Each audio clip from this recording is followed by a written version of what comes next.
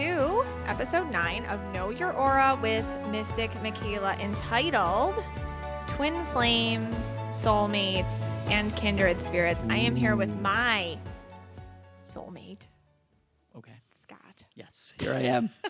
We'll get into that a little bit later. Okay.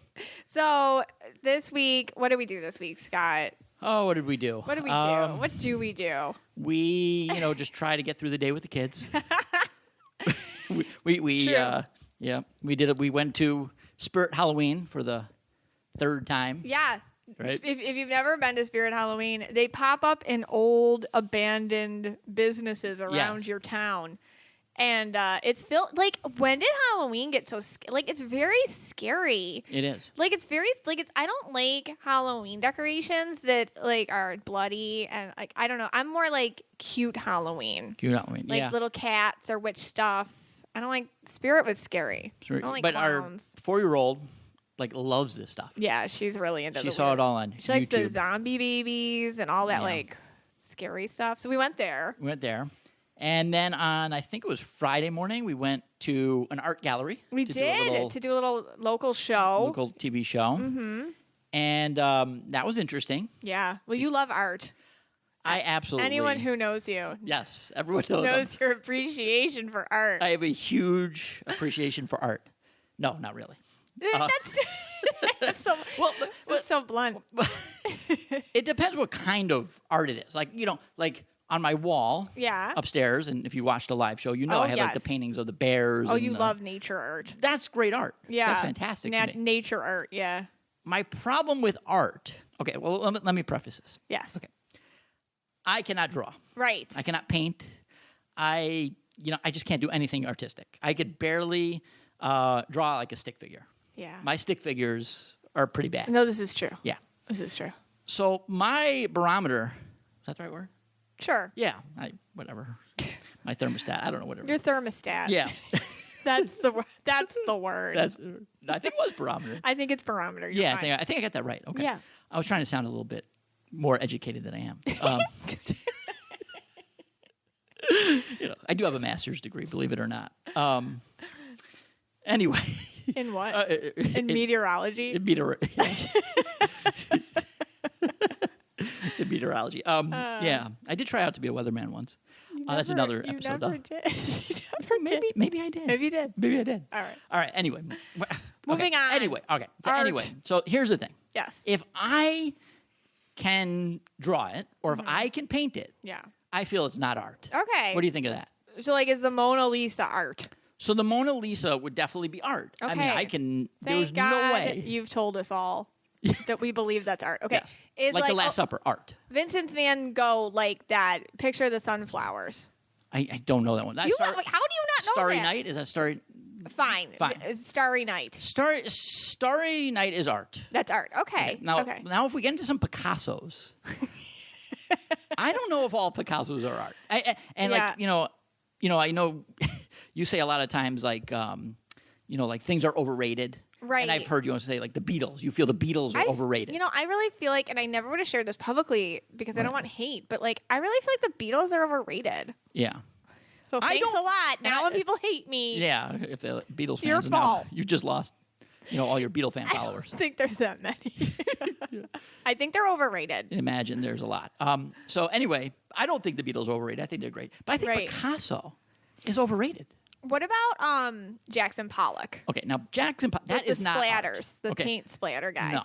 I could take a canvas, throw some paints on it. Right. The same as he did. Okay. So how is that art? I don't know. I don't think that's art. Anyways, we were at an art gallery. But the other thing is, I want people to look at this one. Okay. Yes, I'm still now. You're still going. Sorry, Yeah, you're ranting. You got me on a roll here. He's on a red or a rant. So, I've been to the MoMA, I think they call it, the Metro. Yeah, you took me there when you lived in New York. The modern art. Yeah, I visited when. Yeah, yeah, we were long distance. Yeah, and we went Scott there. would take me places when I went and visited him in New York City. Yeah, and I saw paintings of a line. I saw paintings of a couple dots. Now there is a famous painting, the Bernard Cohen, 1966 Blue Spot. What did you? Okay. Did you research for this? No, it's you it's just famous. know that. I just know. Okay. 1966. Uh-huh. Bernard Cohen, The Blue Spot. Do you have a picture of it? I will. You'll show it to me? I will Okay. put it. Yeah, I'll show you a picture. You'll and put it on your story. I'll put it on my story. Okay. So I want you, the listeners, Yes. to go and look this up Yeah. and tell me if this is art. Okay. It's just a blue dot. How is that art? Oh. I don't know. All right. Anyway, Anyways, we got to move on before I have a. We were at an art gallery, but what was interesting was, so last episode we talked about spirit messages. Right. And you had your own spirit message you're walking around, on, just picture the rant people you just heard. Picture it like, with me, just at an art gallery, same rant. Right. And he found an artist named Phoebe. Yeah. And she, painted her name on the bottom. yeah, and I was like, Scott, look. Yeah. I'm like, because we were just talking about Phoebe, your spirit guide, on the and then you saw her name, and it's not like a common name, like you just see. And we took a picture of it and stuck it on your story, but we should do it again. Yeah. But you know what's crazy about the spirit guide episode? I got so many messages from listeners saying, literally while I was listening to your episode, X, Y, and Z happened, like spirit messages. And it just overwhelmed me. It was super cool. Yeah. And that was definitely a spirit message because not only the painting was bad, it was also $3,200. Great. And that's the exact amount of money I made on American Express. Are you serious? No, I just made that part. Oh, that would have been cool. That would have been cool. That would have been super cool. All right. Yeah. Actually, it could have been around there, though. Really? Yeah, something like that. No, yeah, because we were talking about all that. Yeah. I'm like, okay. Remember when I met you? Mm-hmm. Yes, I do. Yes. You said, that's good. Yeah. You said that, you had gotten into a car accident and then you got like a check right after for the exact amount or something. Yeah, I got into, well, first of all, let me preface that. I've never been in a car accident. Oh, right. But it that's another Red Aura thing. Geico. So what I was going to say was that it was slippery, it was icy, it was in Buffalo. Sure, it wasn't your fault. And I hit the back end of a car. Right, that wasn't your fault. Ice, yes. baby. And it came out to the damage was $525. Mm-hmm. And then on the same day I made a stock trade, I think it was U.S. Web Corporation. Pulling that one out of wow, that's 20 years ago. And it was for the exact same amount of the bill for the car. That was cool. To the dollar. I think that stuff's cool. Yeah, it's pretty cool. Yeah, and I remember you like that was cool. Yeah. So today we're talking about relationships, and I literally could do so many episodes about relationships and dating and however each color could even get its own episode, I swear. But today, I'm going to try to go through it. I was organizing myself relationships in general with aura colors and then go into kindred spirits, soulmates, and twin flames. Okay, that sounds good. Yeah, but Scott, do you know your aura, Scott? Yes, of course. I'm red and blue. Right. And do you know my aura? Yes. You are purple and indigo. That's right. So what have you learned? Okay, so I feel the core values of any relationship is communication and allowing somebody to change, and there's certain things you just can't change about somebody. So how have you dealt with me in both those capacities? Okay, well, I definitely feel that I am I can speak indigo now. Oh. Yes. Especially, with all your writings and all your podcasts that you've done and all the things, I definitely speak indigo. So I think I'm a good person for indigos. You have to know the mind frame of an indigo, right? Which is basically they need that alone time, that downtime. Yes, and you have to give it to them. You know me. Yes, if you don't give them that downtime, and you just keep pushing them, I'm a red, and I always like to keep going all day long. Yes. I don't take naps. You don't. So much energy. I get up at 7, and at the end of the day, I'm done. Yeah. But I'm not taking a nap. No. During the middle of the day. No. Right. But the indigo, you got to take a nap. Yeah. And what do you call me? The nap manager? Yeah, you're in nap management. Yeah. You send me away when I get cranky. Right. Which is usually 1:30ish to, if I'm working, maybe I'm so thankful. If I'm working, maybe the nap's a little later. When you do that. But yeah, you give, and it doesn't have to be a long nap. Give her an hour and a half, and then she comes back and she's ready to go. I'm happy again. Yeah. Yeah. So things like that I do. Yeah. And also I think in our own relationship we've had issues with that sometimes because I have issues with boundaries with other people. Right. Explain that. Well, I know if we go out for a social event, or we're doing some sort of psychic party or something where there's a lot of people, I know that you need a boundary. Yeah. Meaning that if you're there too long or if people are kind of bombarding you, it's going to be a lot of energy for you. It's not that you don't want to be there. It's just that it's very energetically draining for you. So I kind of sometimes I'll try to steer you. You do. To a different conversation, or I'll kind of like take you aside and say, hey, I need to ask you a question. Can I interrupt for a minute? Yeah, and I know what you're doing too. Yeah, you know what I'm doing. And I'm like, okay. You're like that God. Thank you. Sometimes it comes off like if you're a red. Yeah, I think you are. Which I am. Yes. Yeah. I think one of the characteristics is like more controlling. You are, yeah. Like that red people are just more take charge. Yeah. But they get a bad rap. Yeah, I get a bad rap because it's not that I'm so controlling, which it sounds bad right now, even as I say it. But it's more that like you've told me this before we've left for the event. I'm like, hey, get me out of something, be the bad guy. Right, and I kind of just take on that bad guy role. It's true, and I think and listen, we've been together a long time, so like I think and this is as like raw and honest as we can be about ourselves, like to you guys. Yeah, like. He'll take a hit for me sometimes and be the bad guy, like even with my own family. Like if I can't deal with confrontation or dealing with something because I get all stressed out, Scott just does it for me because he doesn't care. He doesn't feel other people's feelings the way I do. No. And so he will take that hit and be the bad guy for me so I can be like, you know what, can you just handle this family situation or can you just handle this? So I don't have to feel all that. But he also gets the label then of being, oh God, Scott. Well, really so direct or whatever. Which is fine. I mean, I honestly, I don't have a problem being the bad guy or being the I'm always so thankful messenger. for that. And I never let on either until just now. Yeah. So now you all know. Now you all know. That's our secret. That's the big secret. But whatever, That's just how it is. So, yeah. But I understand. Yeah, go ahead. No, do it. What are you going to say? No, I'm just going to say, like, next time we go out, like, you're going to see, like a 8-foot perimeter around you, like, nobody coming in, like, oh, don't go up to her. Don't go up to her. It's too much energy for her. That's not how it is, though. Like, I love talking to people and stuff like that. This is more about, like, when things get stressful. Yeah. Like, I'm talking about, like, real life, like, family, like, situations that are stressful. Yeah. Like, I'll just disappear or I'll make Scott handle something I don't want to handle. Like, stuff like that. But, so, as you as a red, like, I've learned things, too. Oh, boy. Yeah. Like, with you, here's the thing. Okay. And this has been you from day one, and it's just something I've had to work around. And I really attribute it to you being red because Brianna, our 10-year-old's red too, and she's the same way. If it's somebody else's idea, you don't want to do it. Okay. Like, it is so freaking annoying, but I've had to learn this. Like, if it's not your idea, if I was like, hey, you want to go to this park? Like, and you'd be like, well, here's a different, what about this park? Or what about that? Or why don't we do this? But if you said it for some reason, like, and you made the same suggestion yourself, then it's the best idea. So what I've learned is... Yeah. And this is probably incredibly dysfunctional. Okay. Is to plan ideas in your head. Yes. Like, I'm really good. Like, or if you want to go to a restaurant and I don't want to go to it, I'll just be like, yeah, they have that chicken there. And you'll be like, oh, yeah. Like, I know exactly what to say to make you, like, change your mind. So basically what you're saying is the indigo purple knows how to manipulate the red? 100%.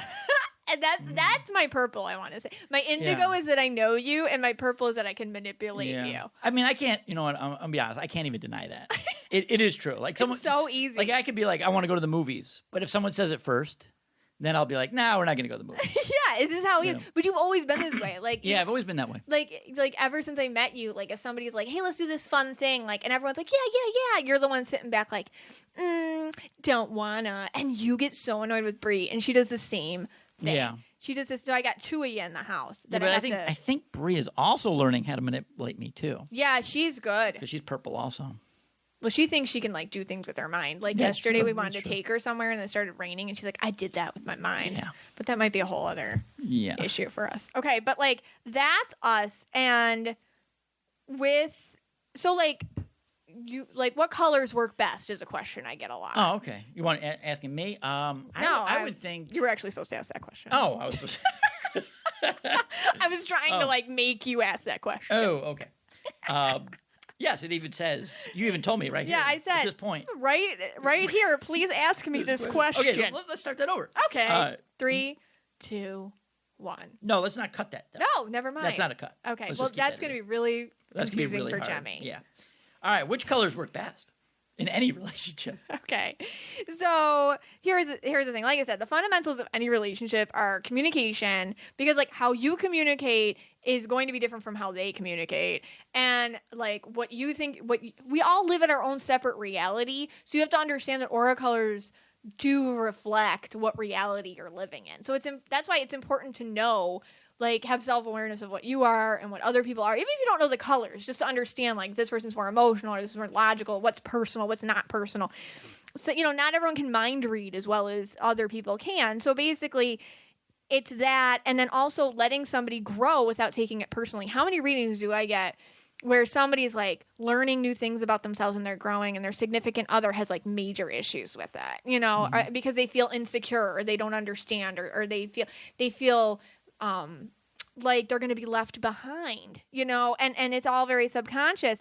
But I noticed that a couple combinations work really well, and some combinations just are never going to work.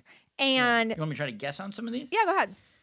All right, so I would think, like, who works best with reds? All right, I would think reds and probably the purple indigos. Yeah, purple. Well, yeah, reds and purples, feisty, fiery, passionate. Because reds don't like to be told what to do, and purples don't like to be told what to do, but for different reasons. Like red wants red likes followers. Purples are not followers, but purples don't care if you follow them or not. They just want to be left alone. But like the feistiness, like they keep it real. Like both colors, they're very raw, passionate. This is how I feel right now. Nobody holds anything back. Reds can't hold their feelings back, and purples can't either. So that works well. It keeps it very I find like couples that are red and purple who've lasted a long time, they do know how to keep it interesting. Okay. And a red and blue probably makes sense too. Reds and blues work. Blues work with everybody. Anybody, yeah. Blues are like a healthy blue. They're fine. Like they work with anybody because they absorb into what the other people want. They're helpers and healers. And so, yeah, that works. But I would say a red and a yellow would be a tough one. Unless that yellow has like a ton of blue or in them or something. Yeah, that's hard because reds and yellows, like they work well in business together. They work well. I see them working like in business arrangements and things together, but like in love, romantic relationships, not so much. Yellows are just really independent and they like to do things their way. Okay. And they'll clash often with the red, who's kind of the same way, just not as organized. Although reds like to think they're organized, they're like seriously not. As we sit here amongst the pile of your bills and things. Nonsense. But you think that's organized. Anyways. Yeah. Yeah. What about the greens? Oh, greens. Greens do well with indigos. Like, that's a really good combo because green people are kind of like, they live in their own reality. They're a little bit like non-emotional all the time. They get busy and they forget that you're there. Kind of things like that. And indigos are good because they know that's not personal. And they can absorb into the green and they can be like, okay, my green significant other is busy or whatever, and then they also know when to kind of poke them enough to be like, hey, wake up, pay attention to me, let's connect. So greens and indigos do real well. Okay. What about like two reds? That would be bad, right? Two reds don't work. That'd blow up. That's never happening. That's never happening. No, they'll be friends. Right. Like any color combination can be buddies. Right. Like they just can't all like live together. Yeah, like I'm not living with another red. And have a dog. Right. Not everybody can do that. But reds don't work at all. Like two yellows would be bad. That's or no. Yellows and greens do okay. Yellows and greens do well.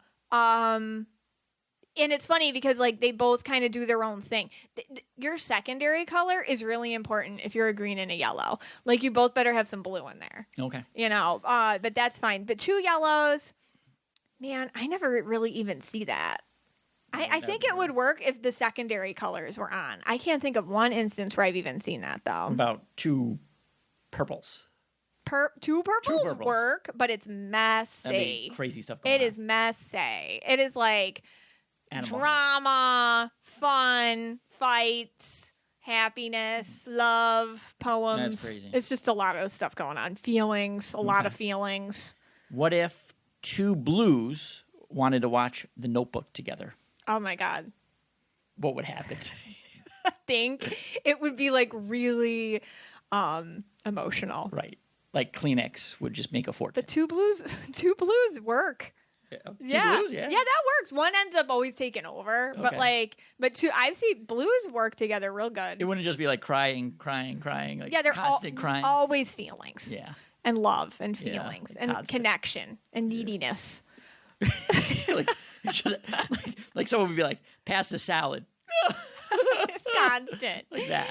Yeah, like, I mean, and it depends who you are, too. Like, I feel like I could not be with myself. Like, I would Right. drive myself insane, like, because I'm so indecisive that I can't handle it. Yeah. And there would be no one to wake you up from the nap. No. You guys would sleep all day. Yeah, we would. That might work out. Yeah, that would be good.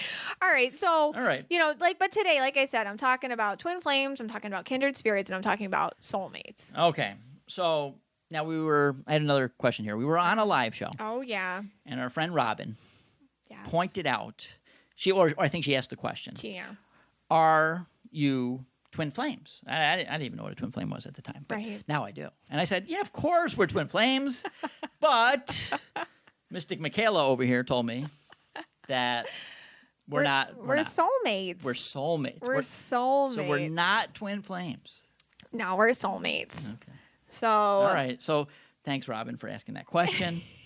Yeah, I feel so bad. But you don't want to be twin flames. Like, twin flames, like, You know it's a tumultuous relationship, and we don't have that. Okay. So it's You okay know. that we're soulmates It's okay. and not twin flames. Yeah. So I want to talk about, like, before we even get into twin flames, we got to clear up what a kindred spirit is, and we got to clear up what a soulmate is. Because when I do readings, once in a while I get people with twin flame relationship issues, and it is something that plagues people, but we're going to talk about it. So first of all, what's a kindred spirit? So you kind of need to know the difference. A kindred spirit is somebody, they just basically vibrate at where you're at right now. So kindred spirit, I feel like if you ever met somebody and it's just, oh my God, like we are best friends. Did we just become best friends? Like, are we best friends now? That is what a kindred spirit is. Like, you vibe at the same level. You just want to be with this person, hang out, giggle, but it's very superficial. Like, these people are like, I don't know, like, your next door neighbor that you moved in, and then you guys are just like buddies, and then, yeah, maybe you don't talk anymore. Like, it's different times in your life. Like, these people come in, they totally vibe at where you're vibing, and it's kind of like at a superficial level, but it feels like you've known them a long time. You have like very similar interests, you guys click, but this can be anything. This can be a close friend. This can be like a boyfriend or a girlfriend. This could be like just a family member or a teacher. This could even be a pet. Like, this is just somebody who all of a sudden you're like, me and you just feel it. So that's kindred spirit. They're often past life connections, honestly. So like your souls recognize each other, but they don't always stick around. Like, they're kind of people that come in and out. They're in for a season and then they go. And you remember them fondly, and it's like a good time when you just needed that in your life. It's kind of like a break. What's a soulmate, though? So soulmates, that's different. They're people, so if kindred spirits, they operate kind of like at an ego level or like kind of more superficial or kind of like for the now. Soulmates are people who you connect with on a much deeper level. It's a soul level. And they're for life change. You can have more than one soulmate in a lifetime. Okay. Your soulmate can be a family member. It can be a friend. It can be a significant other. Soulmates are people who they're going to change you. Okay. And you are supposed to journey with them for quite a while. And you make this agreement before you come here to journey with them for a while.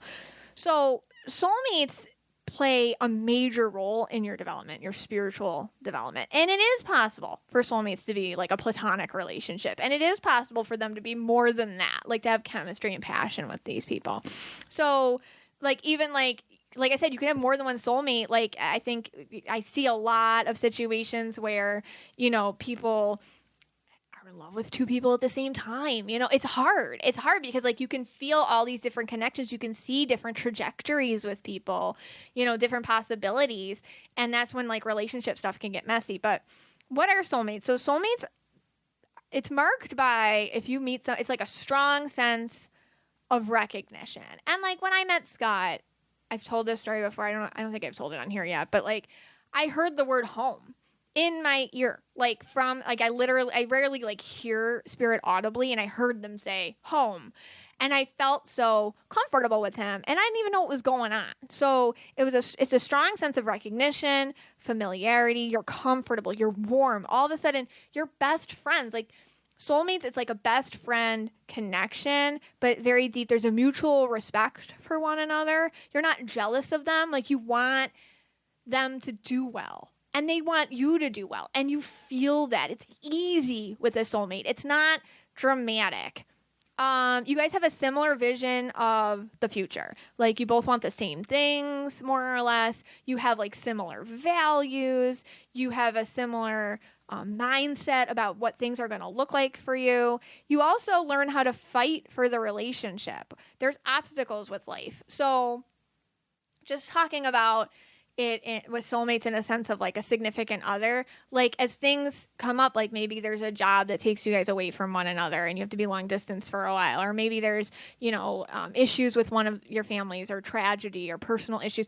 They understand, and they hold space for you while you go through your thing, and they're there for you the whole time in whatever way you need them to be. So this is like a very important understanding of more about the vibration or the feeling with a soulmate, that they feel like home. And that's a big feeling. The other thing is like you prefer being together. I feel like we all have that couple that we know, hopefully you're that couple that people know, that it's like, man, they just met each other and now they're always together and they're so happy, and they start, dressing alike, and they like just doing all the same things together. And that's like a soulmate connection. It just looks, feels easy. They're not toxic to be around as a couple. It's an authentic relationship. You are totally accepted as 100% yourself. Like nobody tries to change you in this type of relationship, and you're allowed to grow. And that's a big thing I see in relationships. You have to give somebody space to be themselves, to evolve. It's kind of like the phoenix rising from the ashes. Depending on what aura color you are, for example, you need more evolution and more change than other people. Like purples need to reinvent themselves a lot. Like they're going to have a lot of ideas. Reds need to feel in charge. Yellows need to feel like their life has meaning, like they're self-helping, like their curiosity is matched. Greens need to follow passion. Blues need to feel emotionally connected, and they analyze a lot. Indigos, same thing. They need to feel like their life has a purpose more than just the day-to-day. Your significant other in a soulmate relationship will get this for you. They'll be like, got it. I understand. How can I help you with that? And they won't take it personally, and they'll want to do it with you. That's the other thing. They're going to see you, and they're going to be inspired by your growth to do their own growth. So that's soulmate relationships. And sure, there are ups and downs with them. Yeah. But for the most part, they're pretty basic, good, solid, relationships with foundation. But then there's twin flames. Oh, the twin flame. Twin flame relationships are incredibly both amazing and heart-wrenching at the same time. It is two ends of the spectrum happening to you at the same time. So what is a twin flame? Twin flames are our energy mirrors. It's looking in the mirror and seeing all the parts of what you may call your shadow self. So they reflect back to you all your strengths, your insecurities, your weaknesses, your shadows, things that maybe you don't want to deal with. Your twin flame will reflect right back at you. So all your fears and stressors or whatever. A twin flame relationship is not simple. It is very life altering. You can kind of measure, if you've had a twin flame relationship, you can measure like before twin flame my life, after twin flame my life, because with a twin flame relationship comes an intense awakening. So the purpose of a twin flame relationship is to undergo major inner work, spiritual transformation, and to become the version of yourself that is needed. They're the catalyst for the rest of your life. Honestly, the way I see it, they mostly don't work out in this lifetime. Twin flames end up, the way I see it, several lifetimes. You will deal with the twin flame relationship until eventually you guys figure it out. But 9 times out of 10, when I read a twin flame relationship, it is like the struggle. The struggle is real.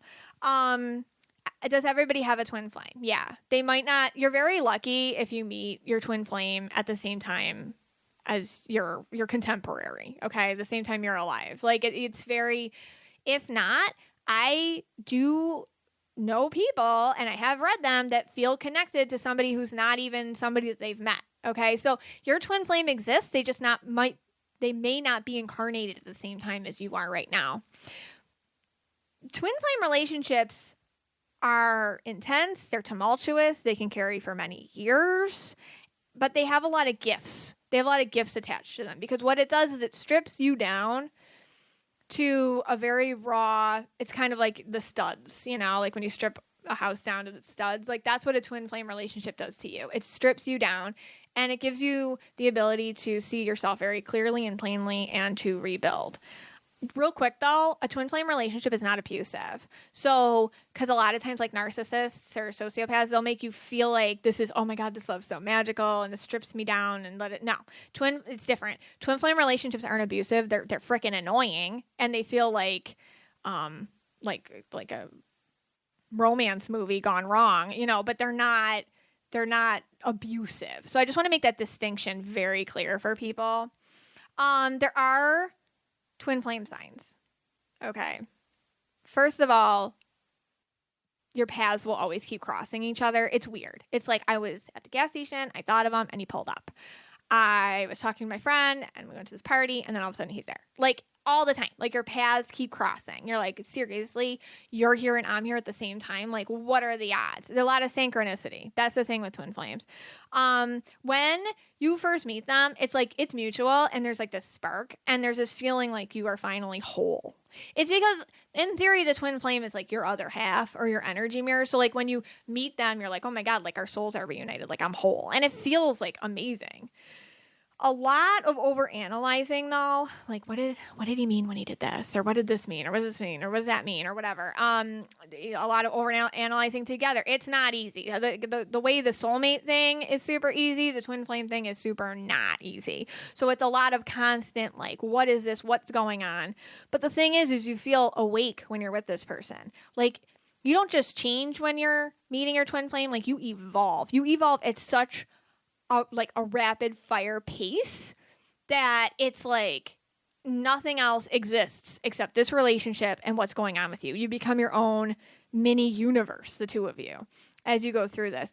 Tons of energy. You feel very energized, like you could do anything, get anything done. You become like fearless in a way about certain things. Like, you do things you never thought you could do. You say things you never thought you could say. That's new parts of yourself emerging, which is another reason why twin flame relationships can be beneficial. It's funny because it's the most adult relationship you've ever had, because it feels so intense and deep and real and like serious. But it's also the most childlike. Like, you guys probably, like, I've seen twin flame relationships, they have their own language, they read each other's body language. Like, they are two peas in a pod. Like, it's just like, are you the same person? Like, people notice it. People will comment on it. It is infectious. It's something other people can't look away from. There's definitely an energy around it. You are completely fulfilled with them. You would do anything, you need nothing but this person in your life. You don't care about any other goals or anything else. You just want them. Okay? Like, it's very, like, if I could just have them, I'll be fine. It becomes almost like, it feels almost like an addiction or something in a way. Like, I just need this to work out. It's desperate. I just need this to work out.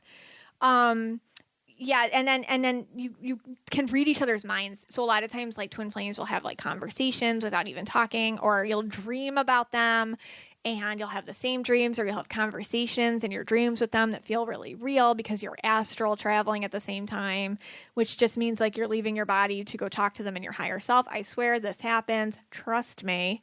Also, you feel the physical part of the relationship, like passion. It's like a whole other level. It's not just, ooh, this feels good. It's like, oh my God, fireworks. Did I just go somewhere else? It's like a out of body experience. It's really amazing. And the thing is like, once you have a bond with your twin flame, it doesn't break. Oh, the other thing is, I say this all the time, like, once you have a twin flame and like, you can't be in the same room with them, because you have this pull to touch each other, to be together, to just, it doesn't matter what the life circumstances are. Like, oh, he's married and so am I. Like, it doesn't matter. Like, oh, I'm in a relationship. It doesn't matter. If you're in the same room with them, it just always leads to the next step. Like, you can't trust yourself based off of what's going on in your life. You just have this pull towards one another. It's like twin flames, like dancing flames. Like, you're pulled, but then you're thrown apart. The thing is, the problem with the twin flame relationship is there's stages. There's stages in it. So first, like I said, there's like pre-twin flame and like my life before the twin flame, my life after the twin flame. So your life before the twin flame, you may just feel kind of like a desire or an emptiness, or you don't quite know what everybody else is talking about. Like when they talk about love or meeting somebody or this and that. And that's like, it is a stage. It's like the desire. So I'm not saying if you never meet your twin flame, it's okay. Like, you can have actually probably a more normal life than people that do meet their twin flame. So it's not like meeting your twin flame is necessary for your life to be whole and happy and move forward and evolve. Not at all. I'm just saying, if you have met them, it is such a stressful experience that, like, we need to talk about it here. But before you meet them, it's almost like before a storm's coming. Like, you kind of feel it a little bit. You might not even realize this until after you've met them and you're like, okay, that makes sense. Like, why I was being weird. When you meet them, there's like this soul awakening. Like, you both recognize it. There's like a honeymoon stage where it's just like perfect. Like, everything's great. That's when there's synchronicity happening too. All of a sudden, like, oh my God, it's like the weirdest synchronistic things. Like, our moms have the same birthday, or my sister and your sister drive the same car, or, it's like weird things like that, or both our grandpas were named Andrew. Like, it's weird synchronistic things that kind of are like, what is that? Like, this is crazy. All sorts of like little funny signs that like are unique to you happen. And you can both experience this like major spiritual awakening at the same time. There's like an acceleration of spiritual understanding with yourself, what's going on. All of a sudden, like, your emotions get deeper. But then there is a test. And here's the thing. We are an ego-centered individual. We're humans. We're souls living in this human body. And the ego will try to take over a relationship. And what happens is it's like you want to get pulled into your programming, how you were raised, what makes sense for you. You want to pull the other person into that. You fall into comfort zones, or maybe you're more into being open and changing, and the other person's doing that. They're more into their ego, their comfort zones, what makes sense to them. That's when we get our runners and our chasers. And this is a huge conflict in twin flame relationships. Inevitably, one of the partners, and this is where it all goes to pot, one of the partners is going to be like totally freaked out. They're freaked out by everything we just mentioned, all the synchronicities, all the soul awakening, all the change, all this call for spiritual total overhaul is going to freak one of them out. And that becomes the runner. And then the chaser is the one that like knows intuitively that this person is freaked out and they think they can change it. And this is a cycle. It can get really, really bad because faced with such rapid changes, like one of the partners can just run away from their twin flame. And usually this is the one that's just less open to change, less willing to transform, because they're not accustomed to this type of intensity in this lifetime. They're more afraid of these emotions. They're more afraid of the outcomes. They may feel like they're even losing themselves or losing their mind, even though they don't realize what's happening is a breakthrough from their patterned behavior, and they don't realize that they're actually running away from themselves and running away from things that actually have to happen for them. And so the chaser is usually the more, sensitive one, emotionally intelligent. Right now, they're more introspective. They're more self-analytical, mindful. They're more ready to grow. And this dynamic can happen for months. This can happen for years. It depends on the relationship. It depends. The problem is with these runners, because they're super annoying, they on their ego level, they're like, oh no, you're making this up. This can't happen, or this isn't what's going on, or whatever. But on their soul level, They will come to you in your dreams. They will do passive things. It's like passive attempts at getting you, like they always know when you're happy. So let's say you're like, whatever, screw it, I'm moving on, and you do. Then all of a sudden you get the little Instagram message, then you get the like on your picture, then you get the weird phone call, then you get them showing up at the party that you went to, and you're like, what the hell? Then you get the mutual friend mentioning them. All of a sudden they show up in your energy field again. Because the thing with twin flames is you're telepathically connected. So they can sense when you're kind of moving on from the running, chasing dynamic, and they can show back up. And the runner chaser thing can like flip flop, by the way. Like the roles can reverse and change. So there's always some sort of separation, with the twin flame thing. Usually there's like a separation. It can last years. It can last lifetimes. I mean, that's the thing with twin flame relationships. 9 times out of 10 in my unscientific twin flame research, I don't see it working out. And it's never a good idea to hang your hat on someone else's timeline. Like, it's just not good. Like, it's not good for you. It's a bad message to the universe. It's not good for your spiritual development. Like, you're here to get stuff done, okay? So, like, waiting for somebody to recognize that you're the one for them is not a way to do that. And there has to become some sort of surrender to your fate with a twin flame relationship, be it with the person or without them. And once you kind of like let it go and you're like, listen, it is what it is, and I'm going to find my own personal peace and happiness. And trust me, the thing is with the twin flame, they'll always bother you. They're always going to show up. They're never completely out of your life. It's hard for some people to wrap their heads around that because they're like, man, is this like a life of torture that I have now? And it's not. Usually with twin flames, like they can become kind of like over time, like you consider them like a friend or a family member or like an affection. As long as you don't have to see them, it's okay. Because again, once you see them, it takes you back to square one. But yeah, twin flames are a many lifetime situation.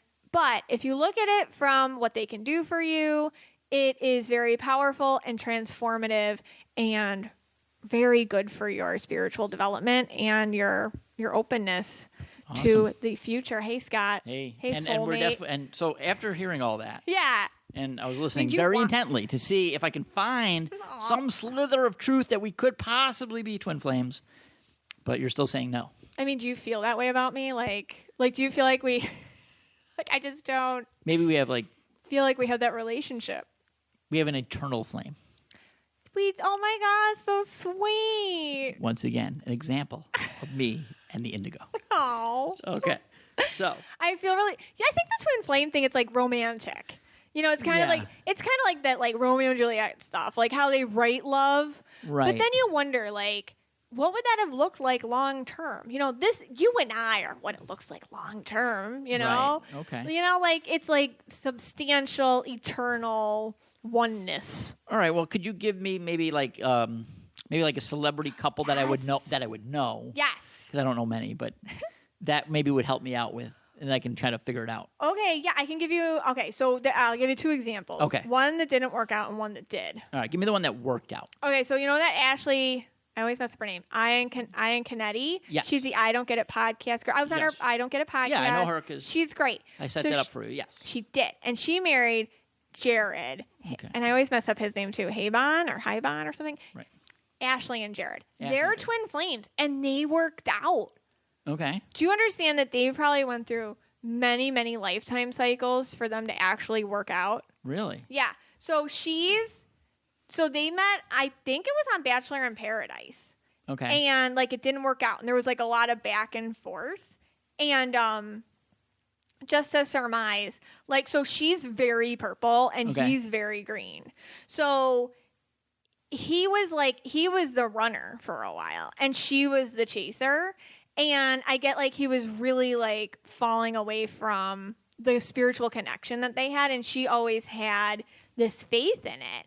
And then finally he surrendered to it. And like, cause like he would say, oh, we're friends. And then he would take a step back and then she would, he would say that, oh, you're just implying meaning to just my friendship with you. You're making it more than it was. But then he surrendered to it and was like, you know what? We're in love. And now they're married and they're like very happy. So it's like a twin flame relationship that worked out. And they does seem like they had a lot of the characteristics that you were talking about. Yeah. So a lot of drama, but it worked very out. Interesting. All right, so Ashley and Jared Yes. are twin flames. Yeah, that worked out. That worked out. Wow. And okay, so give me the couple that would not be. Okay, so Justin Bieber and Selena Gomez. All right. I now you're gonna. People are not gonna believe this. I know who Justin Bieber is. You know who that is. I do not know Selena Gomez. Okay, well, they do. So anyway, so this is like really stressful. And when I feel like we all felt it, like when it was really going on between them, they had like an on-off relationship for a long time. And so Justin's green and purple. And, oh, by the way, twin flames can be any color. Okay, so it doesn't. No. The colors we were talking about before doesn't matter. Doesn't matter. Like, it really doesn't. I mean, listen, I don't feel like two reds are ever going to have any romantic that would be connection, that's like a ever. huge fire. I mean, that's like fire. That's just like, that's a wildfire. That's a wildfire. It's a burnout. Like It's California done. wildfire, yeah. It's over. No, but like, just to clarify, but he's green and purple, and Selena's indigo and purple. And so Justin's had he's had self-destruction in the past. He's got major emotional complexity. His outlet is his art, but he also has this framework, structure, logic thing. I feel like him with Haley Baldwin, that's like his, because he's married now to Haley Baldwin. Like that's structure and framework. And that's him feeling like, okay, I'm organized or whatever. Selena's purple and indigo. She feels everything. She's very emotionally psychic. She knows his heart. I feel like they never stopped loving one another. It just became really intense. Got it. It's so interesting too, because she's I don't think the song's out yet, but she released the title of a new song. And she's been she's a singer, and she's been off the scene for a while. And she's gone through some stuff like emotionally, and I feel like she had to go to some sort of like, I don't want to say rehab center. I want to say some sort of like rest center. I forget what it was for. But like she's had a hard time reacting to Justin. And I feel like they have like this twin flame connection. So they love one another. But she just released the title to her new song was something like, I have to give you up to love me or something. Right. I messed that up. But like the song's about him. So, okay, but. About how. But he's already married. He remarried. He moved on. He moved on. Uh-huh. And so she's like the chaser one. Yeah, well, yeah. Kinda? I feel like they switched roles a lot. Okay. While that was going on. Because you lose you to love me. That's her new signal. Lose you to love me. And that's what I'm saying. Like, when you have a twin flame relationship that, like, completely just wrecks you, you have to let them go. So that you can love yourself again. Because, like, when you're done with a twin flame relationship, like, you can feel, and it's not didn't work out, you can feel totally, like, where you felt whole, you can feel a hole, like a total void. Is she remarried or married? No. She's single. I feel like she's single, yeah. So what you're telling me yes, is that like at the next MTV Music Awards, right? If Justin Bieber happens to make a right turn and she makes that same right turn, and they come into contact with each other, twin flames are flying. They're definitely both going to have a reaction to that. The Baldwin person's out. Yeah, I feel like it's, they know to steer clear of each other, for sure. All right. Yeah, twin flames. So that is my wrap up on twin flames, soulmates, and kindred spirits. And if you have questions, I want to hear your stories. I want to hear your questions. I'm sure there's a lot of questions about this. If you're so lucky to have a twin flame, you might not feel lucky when you have a twin flame relationship to talk about, but hopefully I put it in a framework where you're like, okay, I get it. It's about getting to your next level spiritually. And the thing is with twin flames is you can wander many years apart from one another, but at the end of the day, you're always connected. And I think that's, kind of the big thing with twin flames is it's like understanding that it's bigger than this lifetime. It's more about your growth as a soul. Great. Hey guys, I want to talk about our very own Nancy Anderson from Nancy Anderson Fit and Tread Thrill. And you can find her on Instagram at Nancy Anderson Fit. So we all know Halloween is right around the corner, and this is the unofficial start to the holiday season. Food, eating. Our very own Nancy Anderson from Nancy Anderson Fit and Tread Thrill wants to remind us as we go into the holidays this year that practicing balance and opting for healthy choices will help you vibrate during this season at a higher level. Be conscious of the foods you eat because some foods vibrate at high frequencies and some lower. For example, you're eating broccoli and berries. Those have high vibrations, but the Big Macs do not have high vibrations. They don't vibrate at all. They're just bad for you. If you're consuming foods that have chemicals, pesticides, or even are just processed and packaged, this will leave you vibrating lower, and therefore it may be harder to stay connected to spirit and feel your best. Nancy understands the connection between spirituality and like what you put into your body. Your body's your temple, and you can connect better if you take care of your temple. That's what Nancy does for you, and she gets that link. So on the other hand, if you are consuming high quality foods with the right macro balance, you will vibrate higher and more easily connect. My clients, notice that every month using Nancy's programs, they feel less stressed, less anxious, more grounded, more energetic, and the weight loss is an added bonus. So if you're interested in trying a quick reset that's easy to stick to without long-term commitment, Nancy invites you to try her 10-day detox program. 10 days, that's it. That will jumpstart weight loss. Well, you'll break up with sugar, which has a low vibration. You'll rid yourself of inflammation. You'll boost your metabolism, lose extra weight, and improve your energy, improve your skin, sleep, and more. She's going to be utilizing real whole foods, super high vibration, combined with strategically placed antioxidants, spices, and nutrients, again, high vibration, to minimize your exposure to toxins and maximize your results. No counting calories or macros. Nancy's got it all covered, and she lays it out for you in a delicious, easy, affordable, and foolproof way. And get this. The Mystic Michaela family gets a discount. It's the code MMFamily for 20% off at checkout. So what's included in this? You get a digital meal-by-meal guide with every meal and your snack laid out. You don't have to think. Nancy does this for you. Private community access. So she gives you your own space. You can all talk about this with her and each other. Unlimited access to Nancy Anderson for coaching, and she's very loving and kind, and she listens. You get the cherry picker menu for your more picky participants. Like if you don't like something, she's got a swap out for you.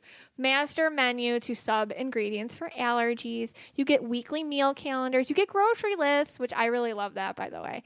Daily checklists, meal prep tips, and easy 30-minute or less recipes. And I'm going to link on my story some of her 10-day detox transformations, her clients, her before and after pictures with her clients, because they're quite shocking and amazing. So again, Family, 20% off at Nancy Anderson Fit, nancyAndersonFit.com. All right, guys, we're going to try a new segment. Actually, before we do that, ooh, tell me. I had, you've been following my DM story, where my DMs have gone from 3 to 7. Whoa. Yeah, she didn't even know what I was talking about. I didn't know. To now up to 11. Okay, I got 11. Stop it, you counted? This week. 4 of the 11 yes. dealt with where we went to breakfast. Oh, yes, last week. Yeah, so there were 4 choices. Mm-hmm. I mean, everyone's hitting that button that jumps 30 seconds right now, but that's okay. That's what they're doing. Yeah, they're doing that. No. That's fine. Scott, people listen to you. There was A, Kiki's. Oh, yeah, Kiki's. That was like the purple brunch. choice, right. Millennial. There was B, the Pancake House. Mm-hmm. The original. Safe. C, Brooklyn Bagel. Oh, yeah. Old, reliable, really reliable. And then D, Cracker Barrel. Yes. And I think of the 4 people that DM me, most of them said it wasn't Kiki's because I'm not purple. And remember, now we know that it has to be my idea. Uh-huh. So they would have known that Kiki's was your idea. It was. I really want to go there. And then it has to be my idea. So we went with the Cracker Barrel. That's right. Yeah. Because you needed to know that. Okay. Right. We're going to jump into this brand new segment that we totally just made up today. In the car, like randomly. And it's called... With the help of someone actually who DM'd me and gave us the idea. Yeah, you guys have the best ideas. Keep them coming. So one of our clients had this idea. Mm-hmm. Okay, so we named it After the Reading, and I'm going to be talking to a client, and if you guys like it, I'll do this more often, about what her experiences have been since having a reading with me. Wow, and who are we going to be talking with? We're going to be talking to Kelly. And I'll have her introduce herself when she calls in. Great, from Kelly from California. Longtime client. Okay. Yeah, okay, great. Hey guys, I am here with Kelly, who is a lovely client. Kelly, where are you calling from? Orange County, California. And Kelly, do you know your aura color? Yes, because of you, it's yellow. It's yellow. Okay, so tell me, I want to know, since getting a reading, since like understanding your aura colors, how's life shifted, or how have you looked at things differently? I'm, how would I say that? I'm more aware of what I'm meant to be doing, but more aware of what my intuition is and trusting that. That's interesting. And what do you do for a living? Can you tell everybody? I'm a realtor. Right. And so you still do that though, right? But it's shifted, hasn't it? Correct. Yeah. Yeah. I mean, before when we first started talking, I was struggling in my real estate career. And right now I feel like it's moving pretty well. Actually, it's going great. That's cool. Because like as a yellow, like how do you apply your skills to, I guess, what you do, and how's that changed like how you do things? Well, in real estate, you think it's all sales, but it tends to be a little bit more about project management and understanding that my yellowness is critical to organization, and that it's actually what I use to help my agents who work for me. Right. It's really opened that door. Before I was an individual agent. Now I have a team of like 7 agents who work for me. That's cool. Yeah, because I think like with you, and I think as a yellow in general, and just like being aware or mindful in general, it's like, what are my skills, and like how do I best see them, utilize them, embrace them, not be ashamed of them or whatever. And I feel like that's what you're saying. Like you put them to use better, maybe more efficiently. Correct. Where if you think of real estate, people think it's mostly sales, where I was able to build my business more on the organizational side of it. Wow. Okay. Yeah. Because you do like what do you do organizationally that's different than you did before? So before I was an individual agent, so I was responsible for 100% of everything, sales, all that type of stuff. Now, since I'm also kind of, my yellow is the fixer of things. Right. I love that. I help agents with their real estate business, and I'm getting paid for that as well as doing my own business. That's super. Okay. So you've expanded it. When? Absolutely. Yeah. Okay. And now that's like work world. How has it shifted in like your relationship with yourself, like your spiritual connection to that which is bigger than us? Like how has that shifted for you? It's hard to put into words, really, because I always felt that there was something out there, that I didn't quite understand. Yeah. And then understanding source and God and all that, I feel like my intuition is right on. I trust myself 100% more. I love that. And you do it through, I guess, just like what it feels natural to you, right? Yes. We both have the love, like I talked about this, I think it's a yellow thing.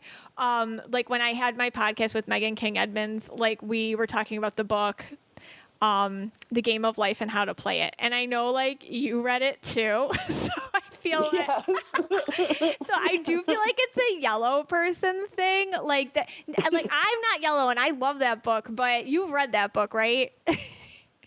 I've read it like 3 times. I know, right? Isn't it good? Because you're a really good man. Like, I find yellows to be good manifestors. Like, once you kind of understand how something works, like, yellows, I feel like have a special gift at manifesting. How do you manifest in your own life since understanding your ability for it? I've always had a deep faith. Mm-hmm. So I've always trusted God, but I did not know how to manifest. I mean, even with you used to say to me, don't focus on the struggle, focus on, it was you saying to me, absolutely, if you focus on the struggle, that's what you're going to get. And then I just had to change my mindset. Right. And so for me, manifesting is, I read a lot, but then I also I started doing meditation, and that's been amazing towards me. Wow. Okay, that's really and great. I might text you once in a while. Yeah. That's the thing, though. Like, once you're I don't know, like, I feel like I know people. And then with you, though, I mean, I've been out there to visit you, and we're like buddies now. But, like, yes, I definitely feel that you, ever since, I guess we've been talking, because I always say it's not me, you know what I mean? And it's not me. I'm just the phone. You know, I just try to deliver the messages the way they come to me. But I feel like since talking to you, like, and this is like the biggest sign for, I think, any client I have is when they can start doing it for themselves. And I feel like you definitely have had that ability and that confidence to like take what Spirit has told you and apply it to real life situations. And I don't know, that's why I was so happy that you came on to talk about us today. Do you have anything else to add to this before we wrap it up? You know, I think it's really trusting your intuition and the synchronicities that Spirit's giving you. You know me, I get numbers every day. Yeah. It's crazy. So just trusting that, you know, I am being guided and that I'm on the right path would not have happened without you. Oh, thank you so much, Kelly. Thanks for sharing. Thank you for inspiring other people to kind of give themselves over to this process for living authentically and understanding that there is kind of like life after putting new framework on things. Wouldn't you say? A better life. A better life. Say a better life. I agree. I would say a better life, a more calm life. Not that stresses don't happen, right? But I get over them easier now. That's interesting. Thank you so much, Kelly. You take care. Thank you. That was a fantastic, unbelievable journey. I love Kelly. She is just like I do have my Mystic Michaela spiritual family on Facebook. And you guys, it feels like a family. Like we support one another. And Kelly's one of these people like true blue. And I feel like I've met the best part of my work and bringing you into it is like, we have a family and it's our spiritual family. Yeah. By the way, you can reach out to us there, Mystic Michaela Spiritual Family, which is a closed group on Facebook. Right. At Mystic Michaela is my Instagram, and we're planning, and Leanna, who is the admin, and Jessica are helping us plan the first annual. Oh my gosh. Mystic Michaela Spiritual Family Gathering, which will take place February 7th through February 9th in the Doubletree Resort in Hollywood Beach, Florida. So we're hoping that a lot of people come to that. I know a lot of Florida people are coming. I've already had a lot of people message me that they're going to be coming from out of town. Yes. So it might be crazy. Yeah, so like the details are on the page, but like Leanna, Jessica, and we're planning it. And you know, it's not like there's no like separate fee to come. Like we want it to just be a bonding experience, like we're hanging out. Right. Like literally I wanted to sleep over and here it is. Yeah, it's gonna be. That's gonna be a big. I mean, it could be a very big sleepover. It could be. I have this like corny ideas. Like we wear like the first happy hour. Like we all wear our aura colors. Okay, that'd be cool. Yeah, but we're not wearing pajamas because it's a sleepover. No, I don't. I mean, you can't. I don't care. So you're saying I could come down to the pool area in my pajamas? I don't care what you wear. Yeah. Okay, as long as it's my aura color. Yeah, and there's nap time because there's gonna be a lot of empaths there. So we're gonna have to have a nap time. A lot of indigos will be there. 2, you know. Yeah, and then like we're gonna eat dinner together, pool time, beach time. Right. Yeah. So hopefully a lot of us can come and we can just bond and get to know each other. All right, great. That'd be cool. So yeah, find us, leave a review. Thanks for listening, guys. Thank you. Bye bye.